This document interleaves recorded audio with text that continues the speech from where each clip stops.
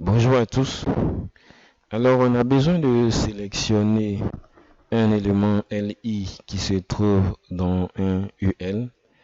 Comment est-ce que nous allons procéder? Alors, nous allons utiliser ce qu'on appelle le sélecteur de descendants.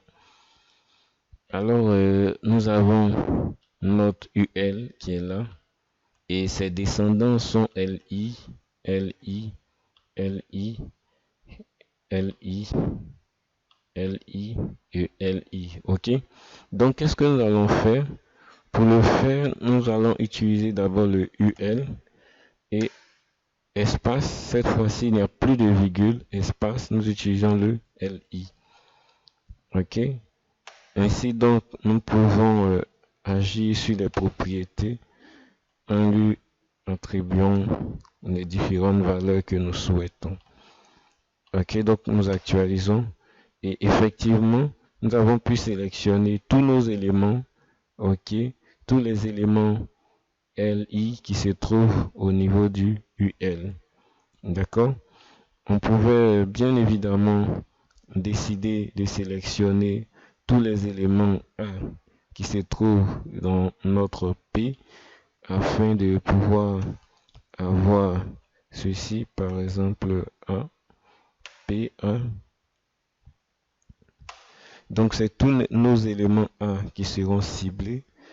Donc je mets un color red pour que ça soit plus différent et un font size de 20 pixels. OK. Donc nous allons actualiser tout ça et qu'est-ce que vous constatez? Il y a des éléments A qui ne sont pas dans une balise P comme vous le voyez ici. Ces éléments A qui sont à ce niveau. OK. Ces éléments A qui sont à ce niveau sont dans une balise P. Par contre, ces éléments qui sont ici ne sont pas dans une balise P. D'accord?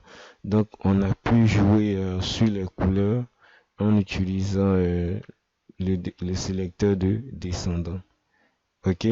Donc, comme vous pouvez le constater, ceux qui sont dans le P, OK, ont eu la couleur rouge et ceux qui ne sont pas dans le P sont restés intacts. D'accord? Donc voici comment est-ce que vous pouvez faire pour sélectionner des éléments qui ont des descendants. Comme vous pouvez le constater, si je mets du test ici, ok, si dans le P, ici par exemple, dans le P, je mets du test, un span par exemple, avec un lorem ipsum, ok, vous allez constater que le lorem ipsum ne sera pas touché. Ok, donc effectivement, il n'y a rien eu au niveau du span parce que c'était pas ce qui était ciblé, mais on avait plutôt ciblé les A. Donc c'est ici que prend fin, ok, le sélecteur de descendant.